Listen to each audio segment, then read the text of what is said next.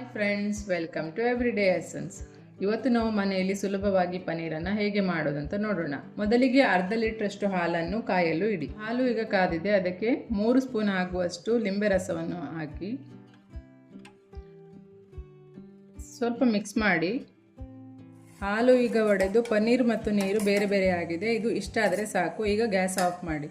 ನಂತರ ಇದನ್ನು ಒಂದು ಬಟ್ಟೆಯಿಂದ ಸೋಸಿಕೊಳ್ಳಬೇಕು. ಸ್ವಲ್ಪ ನೀರನ್ನು ಹಾಕಿ ಚೆನ್ನಾಗಿ ತೊಳೆಯಿರಿ.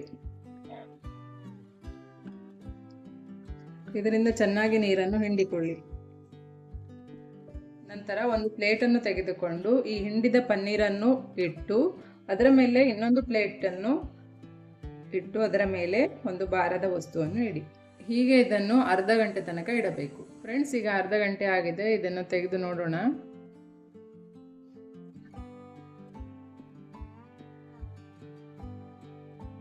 ಫ್ರೆಂಡ್ಸ್, ಪನ್ನೀರ್ ಈಗ ರೆಡಿಯಾಗಿದೆ.